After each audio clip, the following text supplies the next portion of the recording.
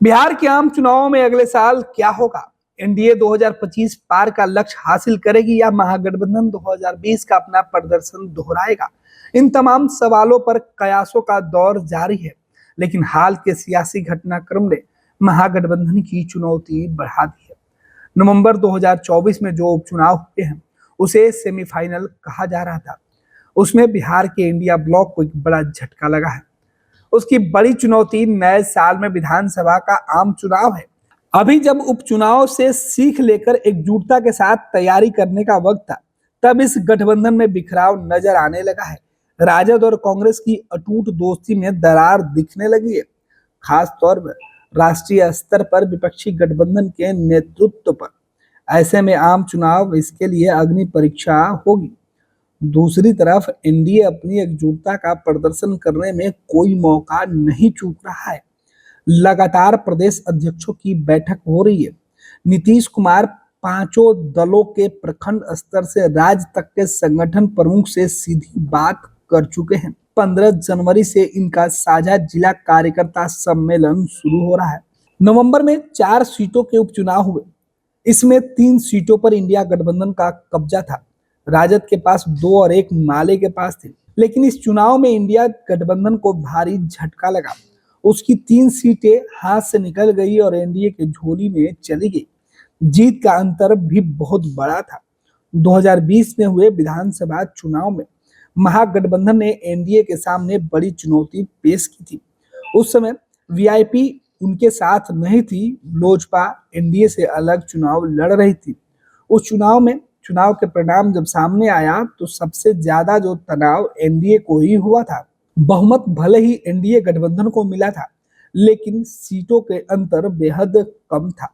हालांकि महागठबंधन के पास 110 सीटें थी, तो वहीं एनडीए गठबंधन के पास 125 सीटें। इस वजह से सरकार तो बन गई, लेकिन इन्हीं आंकड़ों के बीच बीच में ही नीतीश कुमार ने पाला बदलकर महागठबंधन के साथ सरकार बनाया था और बाद में फिर वो वापस एनडीए में चले गए। इस बार एनडीए पहले से ज्यादा सशक्त है। चिराग पासवान की पार्टी लोजपा रामविलास इस बार एनडीए में पूरी मजबूती के साथ खड़ी है। एनडीए ने एक बड़ा लक्ष्य 2025 के चुनाव में 225 सीटों का रखा है। इसे हासिल करने के लिए सदी हुई रणनीति पर काम भी पिछले कई महीनों से किया जा रहा है। अब ये तय हो चुका है कि नीतीश कुमार के नेतृत्व पर ही अगला चुनाव लड़ा भी जाएगा। दूसरी तरफ जो देश भर का इंडिया गठबंधन और बिहार का महागठबंधन है, उसके राष्ट्रीय कप्तान के सवाल पर राजद और कांग्रेस के बीच दूरी बढ़ चुकी है। राजद ने ममता बनर्जी को समर्थन करके इसका संयोजक बनाने की वकालत कर डाली है। इससे साफ है कि दोनों दलों का जो 2 दशक पुराना रिश्ता है, उसमें दरार पड़ रही है। कांग्रेस ने राजद के तर्क पर सशक्त जवाब भी दिया।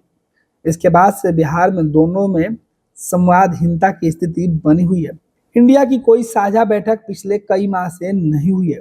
इस गठबंधन की सभी पार्टियां अपने अपने हिसाब से कार्यक्रम चला रही हैं।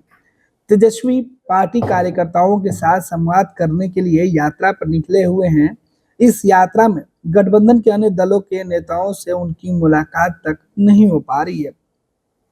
इधर संवादहीनता का एक बड़ा असर जो है अगले चुनाव पर भी इसका पड़ते हुए दिखाई पड़ रहा है। इस बीच बिहार के चुनाव में वैकल्पिक राजनीति का नारा देकर उतरी अन्य जो पार्टियां हैं, वो अपनी एड़ी चोटी एक करके लगातार इलाके में जनसंपर्क अभियान करते हुए दिखाई पड़ रही हैं। इधर विधानसभा की 4 सीटों और विधान परिषद की 1 सीटों पर हुए उपचुनाव में भी उन्होंने अपनी दमखम दिखाने की कोशिश की थी। हालांकि उन्हें सफलता नहीं मिली थी। यही वजह है कि अलग विचारधारा के साथ नई नीति बनाकर बिहार के लोगों को एक विकल्प देने के तैयारी में जुटी पार्टियों के अंदर भी 2025 के विधानसभा चुनाव के लिए अलग से रणनीति बनाने की मुहिम है वो शुरू हो गई है। वो दिन रात लोगों के बीच में दोनों गठबंधन से अलग अपने लिए भरोसा जुटाने में जुटे हुए हैं। इधर बीजेपी और जेडीयू गठबंधन के बीच बेहतर तालमेल का ही असर है कि एनडीए गठबंधन पूरी ताकत के साथ हर मोर्चे पर दिखाई पड़ रही है, तो वहीं इंडिया गठबंधन के अंदर अब हर मोर्चे पर मतभेद दिखाई पड़ रहा है। यही वजह है कि देश भर में इंडिया गठबंधन दरक रहा है। खास तौर पर बिहार की बात करें तो बिहार में सुगबुगाहट जिस तरीके से हुई है कि महागठबंधन के अंदर मौजूद नेताओं के अंदर छटपटाहट सी मची हुई है।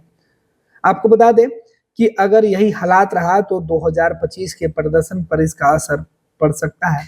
बिखरी हुई एकजुटता महागठबंधन के ऊपर भारी पड़ सकता है, जबकि इंडिया गठबंधन की एकजुटता उसके प्रदर्शन पर बेहतर प्रदर्शन के साथ और बेहतर प्रदर्शन कर सकता है। इधर सवाल ये है कि कई जगहों पर मतभेद का लाभ मिला तो कई जगहों पर साथ होने का फायदा भी। 2020 के चुनाव में देखा गया कि एनडीए के अंदर जो आपसी मतभेद था, इस वजह से राजद यानी महागठबंधन को फायदा पहुंचा, तो इस बार वो मतभेद एनडीए ने मिटाकर अपनी एकजुटता का सीधे तौर पर मैसेज दिया है।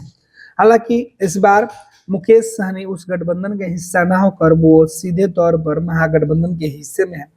अब देखना है कि 2020 के चुनाव के पहले मुकेश सहनी जो राजद के साथ खड़े थे, वो ऐन वक्त पर राजद का साथ छोड़ दिए थे। इस बार उन्होंने दोस्ती की है, लेकिन ये दोस्ती कितनी पक्की है वो तो चुनाव के बीच जब सीटों का बंटवारा होगा तब साफ दिखाई पड़ेगा कि मुकेश सहनी के दिल पर इस बार कौन सा खंजर लगेगा। इधर इन तमाम सवालों के बीच दोनों ही गठबंधन के अंदर जो अपने सहयोगी दल हैं उन्हें लेकर संशय की स्थिति बनी हुई थी, जिस पर एनडीए ने अपने तरफ से हर कोशिश करके गठबंधन का चेहरा और स्वरूप दोनों स्पष्ट कर दिया है।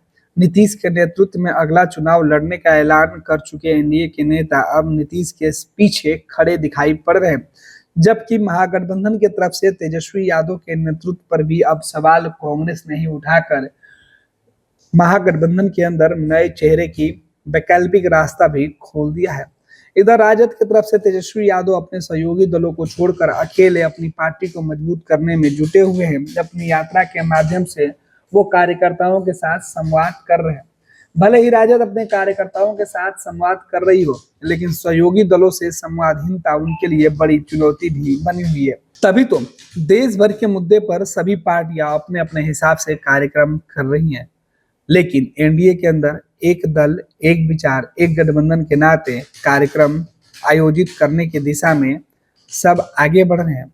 और यही वजह है कि साल खत्म होते होते 2024 की विदाई के साथ 2025 के आगाज के बीच दोनों ही गठबंधन में सबसे बड़ी बात यही है कि कौन किस पर कितना भरोसे के साथ खड़ा उतरता है।